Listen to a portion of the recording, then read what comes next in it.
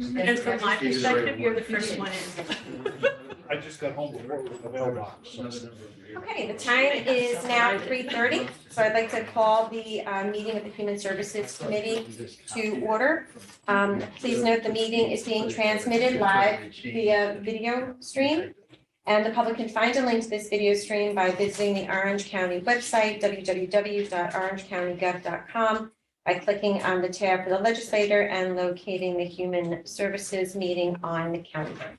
Please be sure to silence your cell phones, tablets, and other electronic devices, as the microphones here in the committee room are very sensitive and robust. So if you please rise for a moment of silent reflection, followed by the Pledge of Allegiance.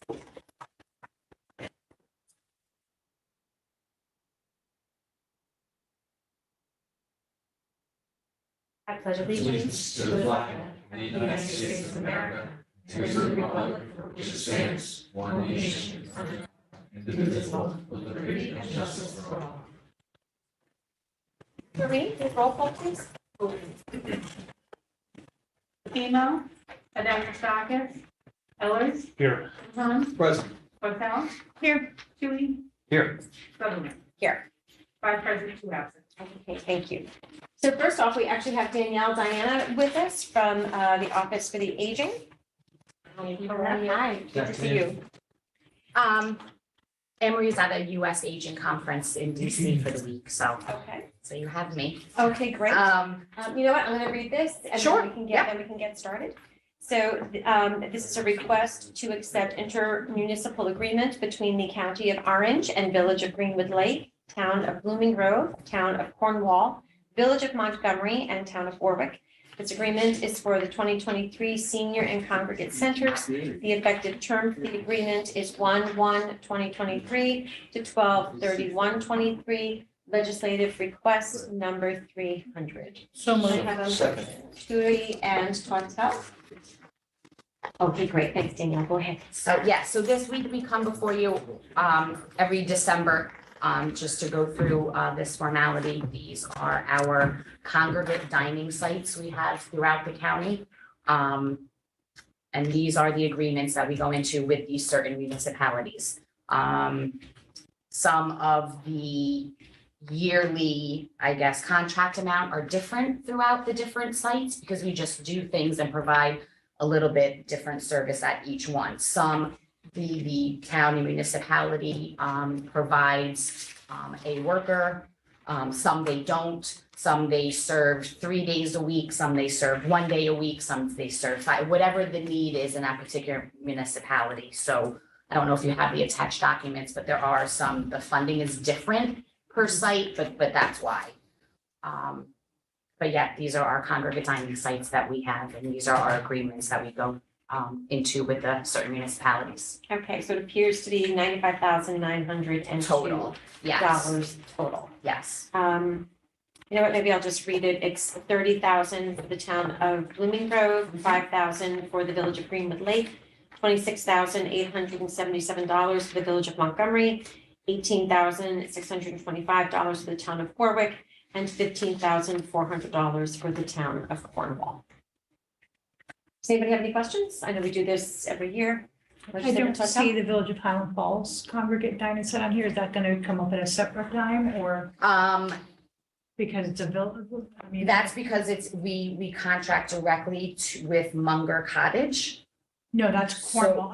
I'm sorry, Highland Falls, we are not in Highland Falls right now. We are no longer in that church, and we're in talks with the senior center. Okay, They have the commercial centralized kitchen over there, yes, but we are no longer in that church. We still do home delivered meals throughout Highland Falls, but we currently don't have a congregate dining site. yeah, they just finished renovating Yes, the senior building in the Yes. Village of Highland Falls. yeah, so that's what we're hoping to move into. Yeah. Okay, great, thank you. Okay, great, sure. Does anybody else have any questions? Legislator Tui? Yeah, Danielle, how many meals do you serve a year throughout the program? Oh, God. Right now, we're up Or to month, about whatever. 800-ish a day, A day? countywide. So I think that comes out to like 200. I got my answer, thank you. Yeah, but we're up pushing to about 800 meals a day. Wow, countywide. great. And then some towns have more days than others. Yeah, Thank you. Anyone else? Nope, okay. I'll bet to a vote, all in favor? Aye. Any opposed? No. So moved. Okay. Thank you Thank so you. much for being here. Thanks. Okay, and next we have Commissioner Miller, Commissioner of Social Services and Mental Health for the monthly DSS report. Will Todd be joining you? Come on up. Good afternoon, how are you? Good, how are you? How are you? Good.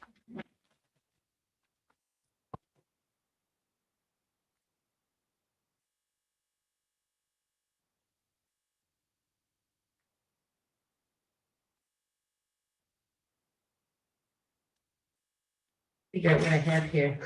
There's so much stuff with me today. This is September.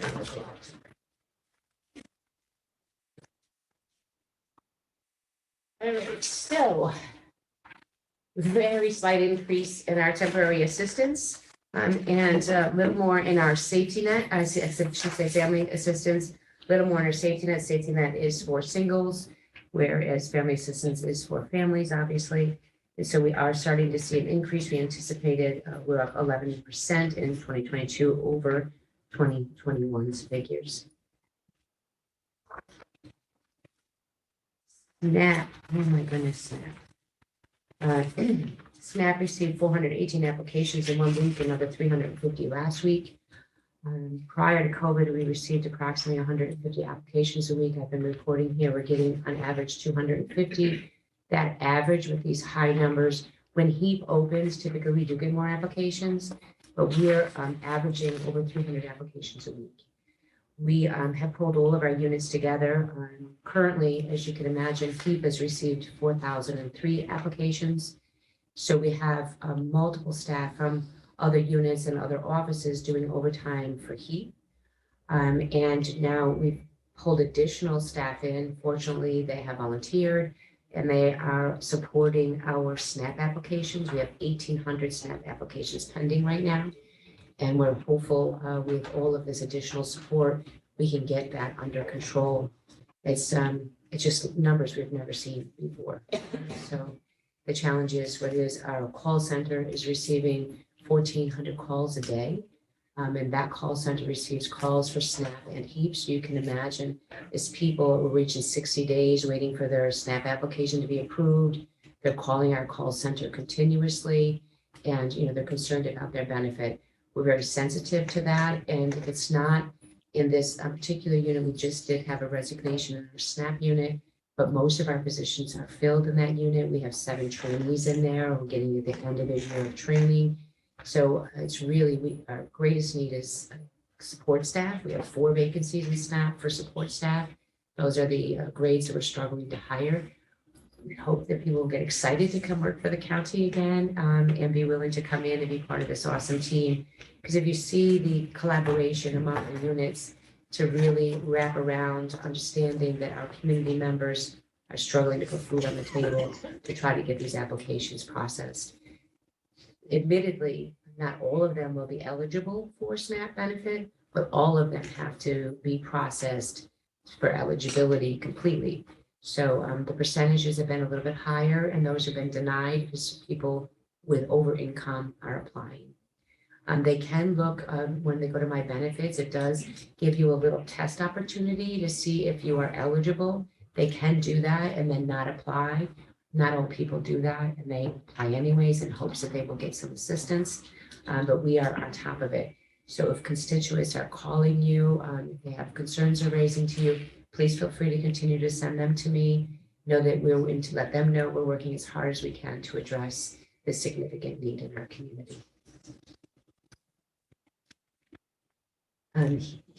HEAP, as I said, we've received 4,003 applications.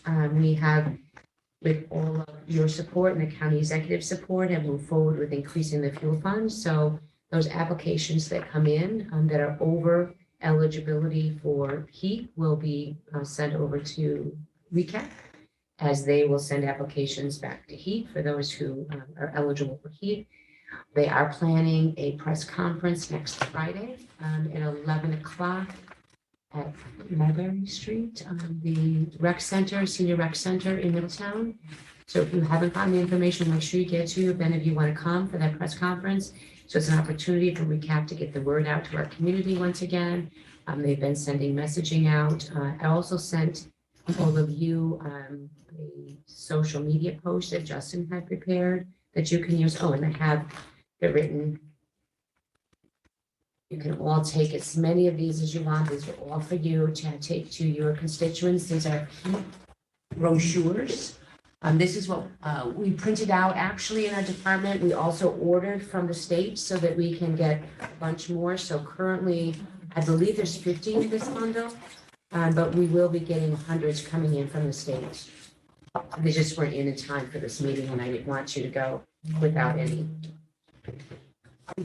for this meeting.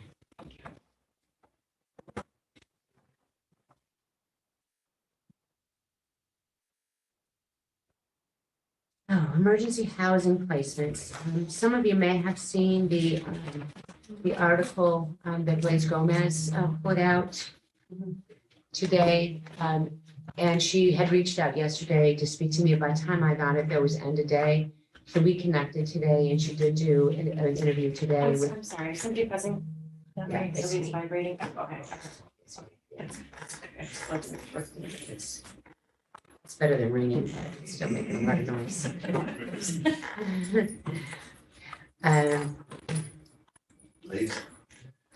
Please. So her. Let's tell my brain needed that, huh? So Blaise just has a thumb on the pulse of what's happening. I mean, we all know, we've been talking about here, rents have gone up. We've had some renovations done to what used to be affordable housing options that are now no longer affordable. She met with two families, one that has 2,000 to put towards their rent, another that has 1,000 to put towards their rent, and they can't find anywhere to move to. We spoke with Terry Torchia was on the interview as well. We talked about what all of our options are. The best thing for people to do is really call the 845-291-4000, connect with our TA staff, and we can sort out what options we might have. The most important thing is to prevent people losing their home.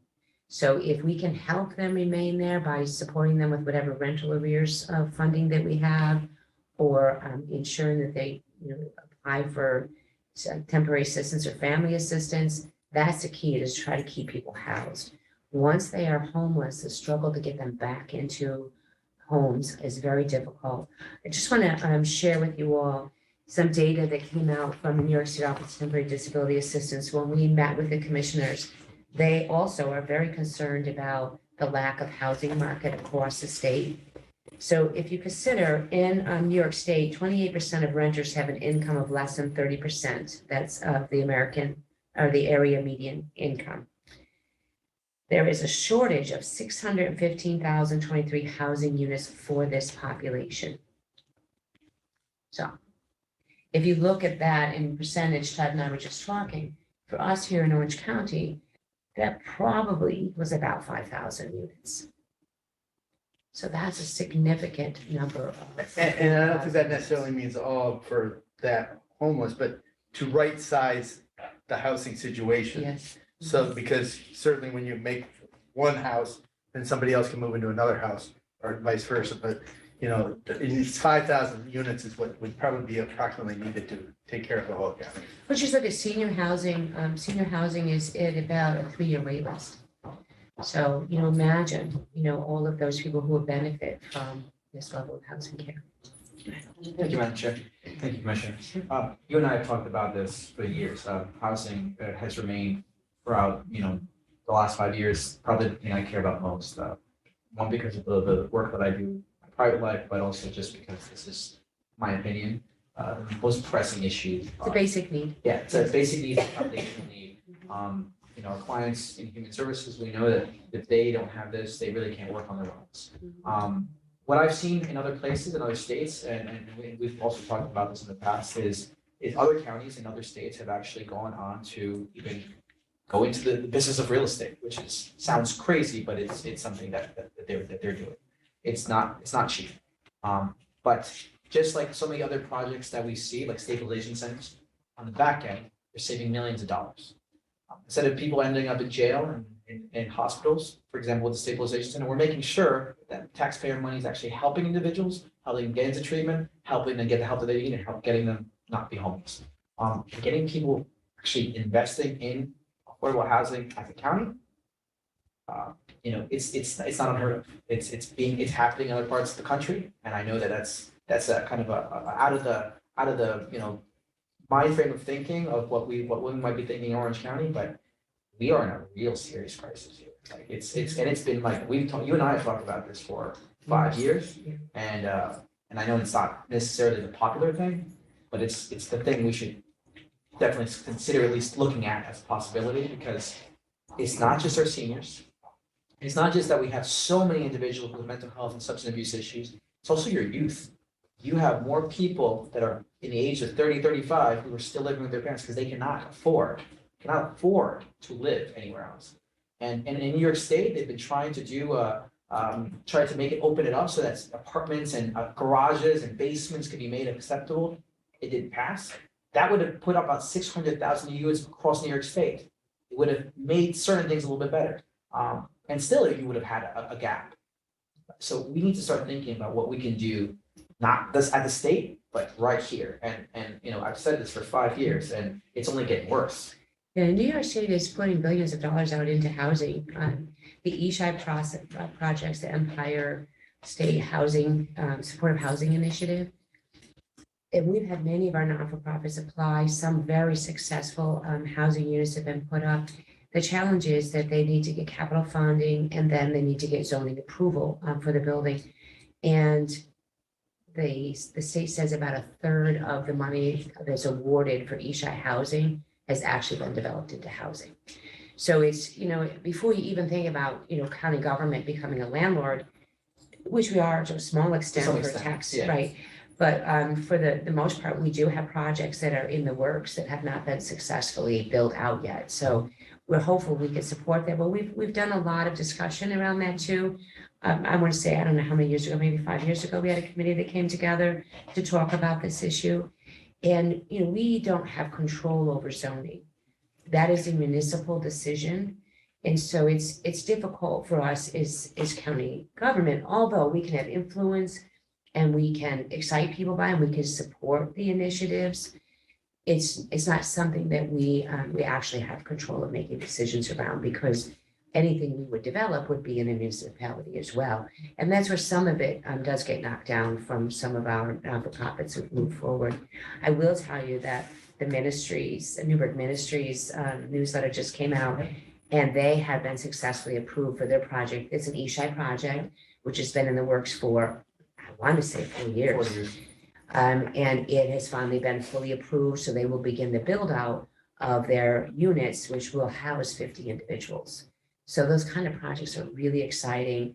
They're older buildings in Newburgh. They're right next to the ministry, and they will have them renovated, and they will be, I'm sure, very nice housing units for individuals to move into. So some of those things are really positive. And this kind of project, the one that's happening in Newburgh, for those of you who are not aware, this project is actually going to address people who are chronically homeless. So the individuals who have been homeless sometimes for years, those are the individuals they're going to try to house.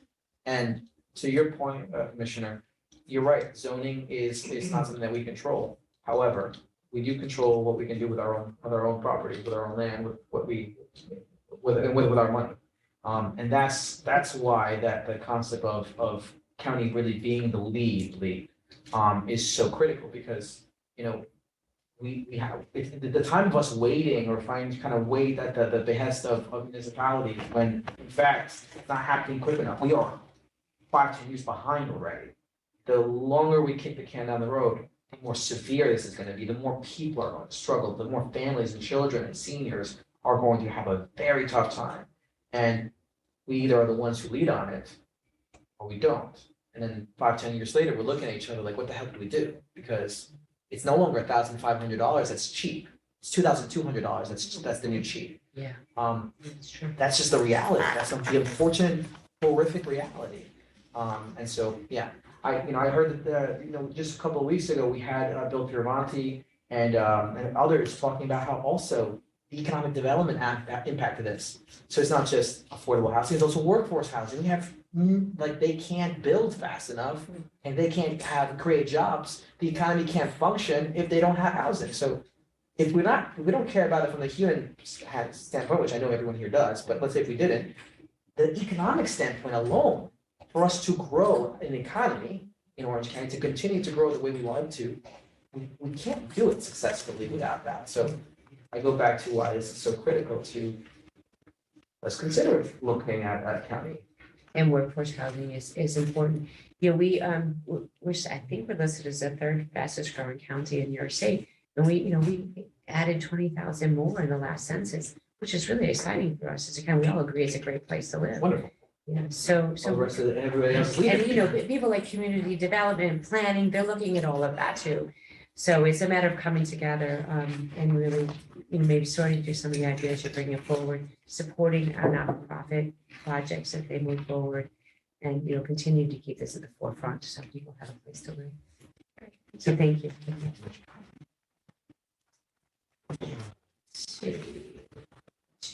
Medicaid numbers, this was last updated in October of 22. And this goes through February of 2022, 132,580 individuals on Medicaid. We just received notice today that the waiver for recertification, meaning that we are not actively doing recertifications, nor are we closing any cases. So that has been extended now through February.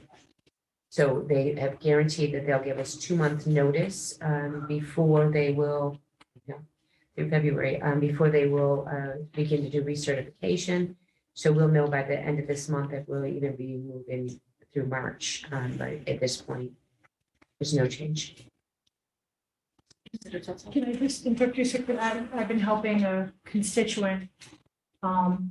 They got notification that they had to recertify for their Medicaid. You're saying they don't? They got it from Molina Health. And you say took over for Affinity. And I'm helping them. So for managed care, Medicaid managed care, yeah, it shouldn't be any recertification. Unless they had, through the state system originally, Yeah, they thought that at one point it was sooner and, the cutoff date was earlier. So cutoff date until today was January. So what I would suggest is you send me any specifics and I can find out more about it, but no, there should not be any recertification. So I through shouldn't February. have to do that packet with them, should I? I'm hesitant to tell them to ignore it. Correct, but if they have a letter pertaining It was to like a it, whole renewal packet. I think Right, that's is the there thing cover- to talk about after. Yeah. If it's meeting covered privately by and that. Yeah, no, I was just curious because they were Yeah. being sent out. yeah, you you know. can send me whatever information and I'll try to help. And certainly don't want to ignore something that was received, but. Yeah, no, I was just curious. Thank you.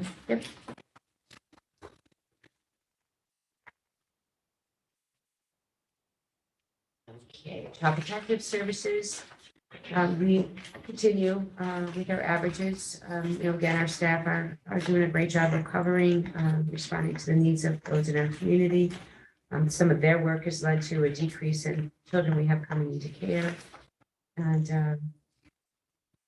the co-location of both substance use professionals as well as domestic violence advocates help to support the work that they do.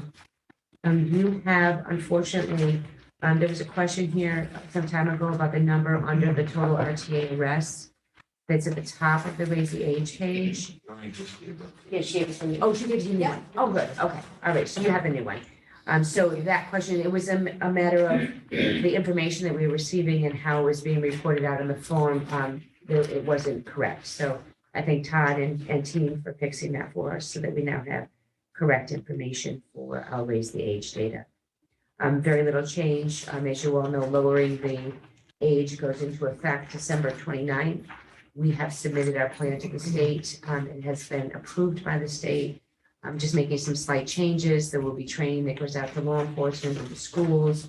And Department of Social Services will contract with Southwest Keys to provide that initial evaluation for anyone who's age 7 to up to 12, who would have been charged or could have been charged with a crime. They will no longer have law enforcement involvement unless it is a murder charge.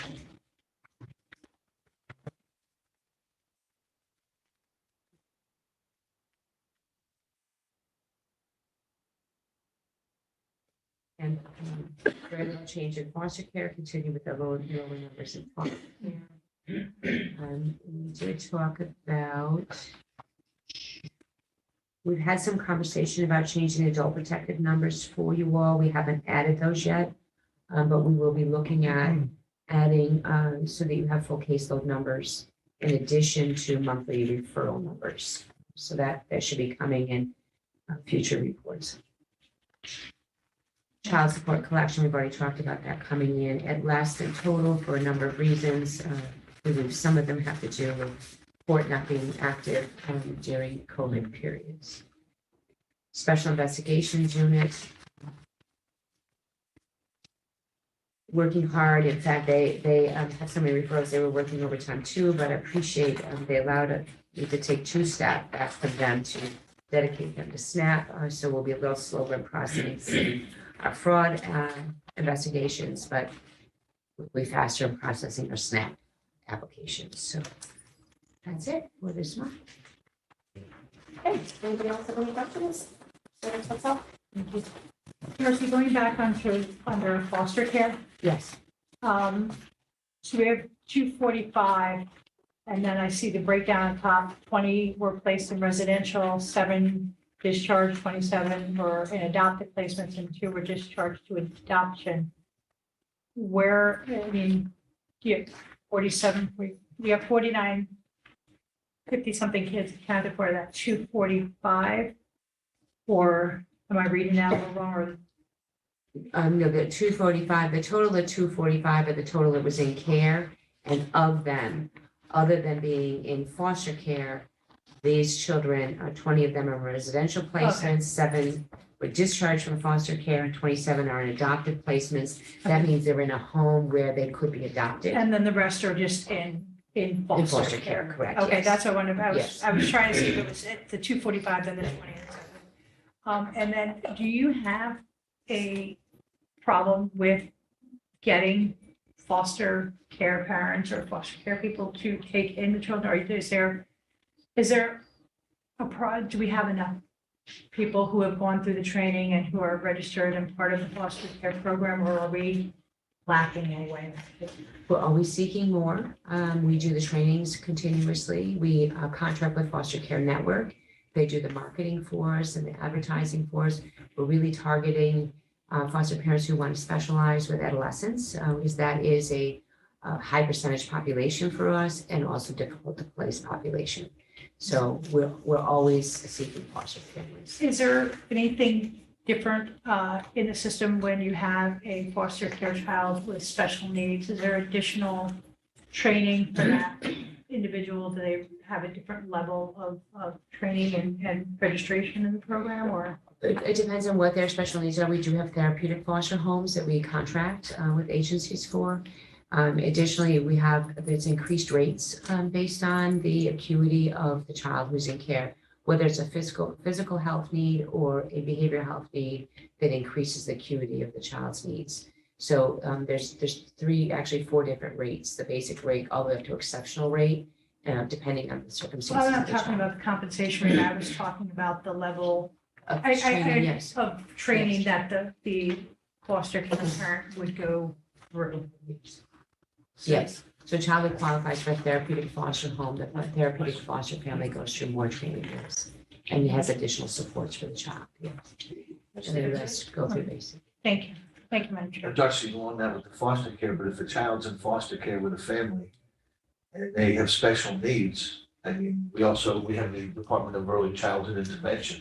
So I mean, I would assume that foster families, if they have a child with special needs, have access to Early intervention early services, intervention. correct, yes. The challenge is foster families don't have access to some other services, like OPWDD services in the home. And that's one thing we're really advocating with the state for, because foster families do get paid a rate for the services they provide, but they need additional supports, and we would like the state to acknowledge that and provide additional services, but it doesn't interfere with early intervention services. But that's what I was trying to do for. Any other questions? No.